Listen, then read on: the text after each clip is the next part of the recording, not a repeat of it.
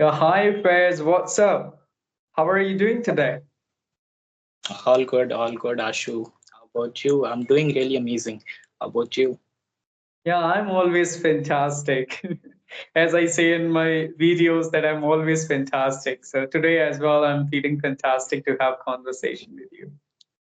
Right. I was waiting for this session, man, and Oh, now thank finally. you. Okay. So now in this conversation, we are going to discuss an important topic, an important question that a lot of people they aspire to become good spoken English trainers. A lot of people they are learning English speaking, nowadays it's crazy. And along with that, they want to choose this thing as a career. So what do you think? What are the qualities which are really important to become a good spoken English trainer? So can you talk about it? You must need to be good. You must be good in observing skills. You must have this ability that you could absorb people really well. What happens in my case, what I realized that whenever my students commit a mistake, I simply absorb. You required this ability to have hold in this language or in the all aspect of this language, all the realm of this language, so that you can become better. You can point out the mistake. So as I have mentioned that if you're a good observer, then you can simply find out or figure out mistakes which your students are committing and immediately promptly point out the mistakes that your students are committing. And figuring out the mistake is not only the part, but giving the feedback is also plays a really important role. So that's the two things that I would like to share. The quality which one teacher or tutor required. Yeah, for spoken English, it is really important to listen your students carefully first, and second, give them solutions that how can they improve whatever the mistakes they are doing. You are right. And the second thing I want to ask you, man, like once a person is a trainer, people expect them to be perfect in all aspects of the language. Do you think is it possible to be perfect in language and don't if you're a trainer, you aren't going to mistake or you're not going to commit a single mistake, so is it possible for somebody? No, it's not simply possible.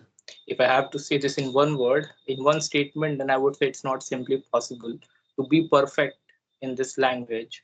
Because there are a lot to learn. There are variety of things which one needs to learn if someone has to master this language. So perfection is nothing. It's a myth. We could reach Mhm. near to perfection, could at least try to be perfect, but will never reach out this position of perfection. It's simply a myth. That's what I claim. Another thing is that yes, we do commit mistake. I do at least commit mistake a lot. Whenever, but what happens in my case, as I guess I have mentioned this part in the previous video in your channel that introspection skill is required. So while you read or while you study this language a lot, you'll get to realize that you are developing the skill of introspection. What happens in my case, whenever I commit a mistake, I know where I'm lagging and what is my area of improvement. So I simply work upon the area where I'm making mistakes. I immediately get to know that what mistakes I'm making. So this is the thing. We must have the skill, this ability to figuring out what mistakes we are making, that we can easily get to aware what mistakes we are making. Exactly. Of course, I'm totally agree with you because teachers language, nobody can be perfect and nobody is perfect. So we should work for the improvement every day, and there is always room for improvement. What you said, that's right. Even though in my case, it's auto correction works. When I'm speaking, sometimes I know in my head that I'm making this mistake while this word I'm speaking. So, but I'm not able to control them, and sometimes I'm not able to make a right sentence. But sometimes the people will criticize you that you are a trainer. How can be a trainer? You're making mistakes. Also, I don't believe in it. I already accept this in front of my students that I am trainer but not perfectionist. And I'm sure and I'm telling you that I'll be making mistakes, but I'm here to help you and give you confidence that you can speak better English as well, and you can speak better than me if you will practice hard. So that's how you expect, accepting yourself as a teacher that you make mistakes. That is also just really good. That sometimes the people or teachers they show themselves that they are perfect and they are not, then it's not good. So already if you are humble enough in front of your students that I'm not perfect at all, I'm your guide, I'm here to help you. I can tell you the way how can you be, but I'm not the perfect, like, the person who can travel in a great way. So that matters a lot, right? Yeah, I always repeat this statement a lot, that making mistake is not a problem, but Hmm. repeating the same mistake is a problem. So Hmm. please get aware of the mistake which you make and improve yourself. Do not repeat the same mistake which you have committed first time. Yeah. So yeah, exactly. And after a certain teachers, what I believe in, teachers can't make you Einstein. Okay, they can teach you at the certain level, but Einstein you have to become by yourself. But if you have a lot of curiosity and you want to become like Shashi Tharoor, then you have to work really hard by yourself, because teacher can give you a stage and pedestal, then you can do a lot of work on yourself, because he cannot make you a great or wonderful speaker like Shashi Tharoor. So you have to work on your interest again. So yeah. Okay. Correct. Okay, so another question I'm going to ask you, that what about the techniques and the just methods you use while training your students? Okay. So it's quite simple. There are a variety of exercises which I ask my student to perform in my classes. So Mhm. either it is online or offline, I give them this exercise, which is role play. I ask my one student to become an interviewer, and I ask my another student to become an interviewee. Ask them to have conversation with each other. While they're having conversation, they may make mistakes, and wherever they make mistake, I simply rectify them and let them know what mistakes they are making. So this is the exercise which is role play. Similarly, I give different exercises of role play. Exercises are like, one has to become a teacher, or let's try to teach, let's try to explain something. So this how they exercise the stuff. They try to speak on the things which they have hold, and wherever they make mistake, I simply rectify them. Another thing is presentation skill. Even you might have given several presentation in your schools or colleges. This is the exercise. I give them one topic, or if they are not comfortable with the topic, then I give them full freedom to bring any topic that they like. Go and make presentation, PPT, and as you wish, whatever PPT you want to make, you can, and go in the class, come into the class and simply present that presentation. And the people or the students who are sitting in the class can even ask questions to the very person who are giving presentation.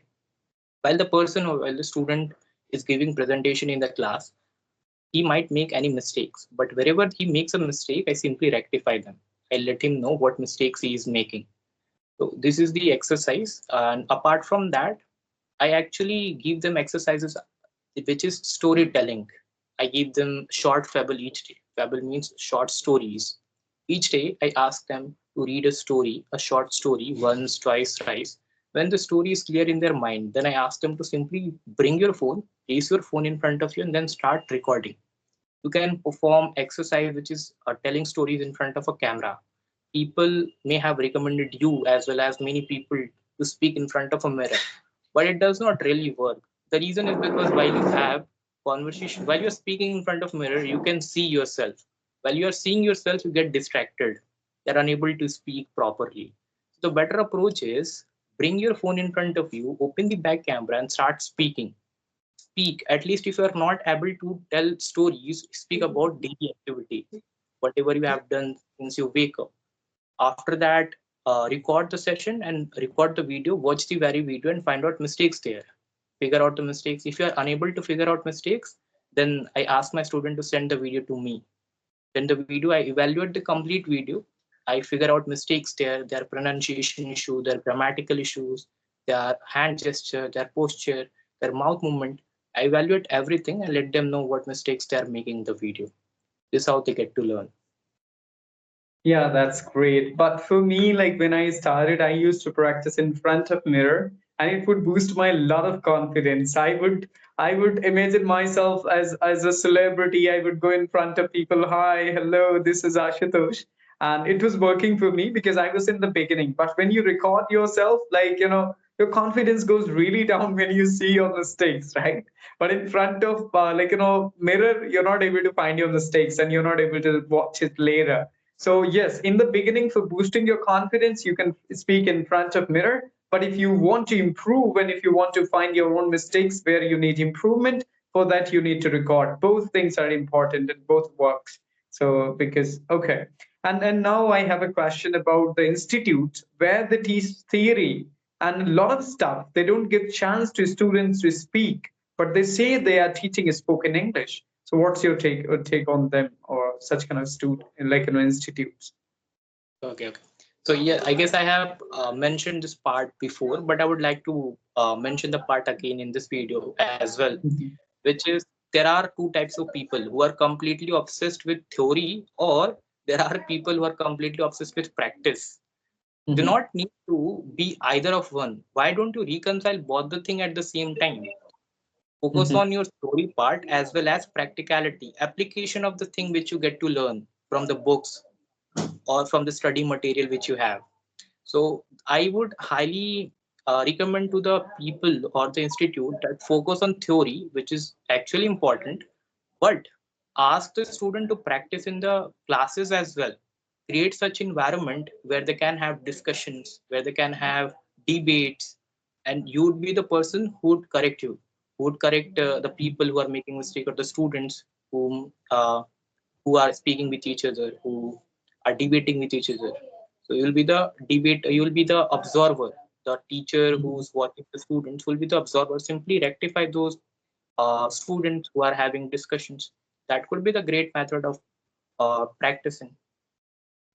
Yeah, exactly. You are absolutely right. So we should teach important grammar, important theory for spoken English, but what is more important to give them chance to speak English because as we are teaching and training spoken English.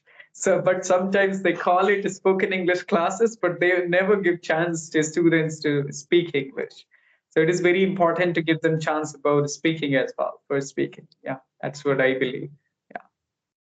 Yeah, okay. So thank you so much. Many, many thanks to you, Faz, for joining me today. Again, it was a wonderful conversation and we discussed really important questions related to spoken English.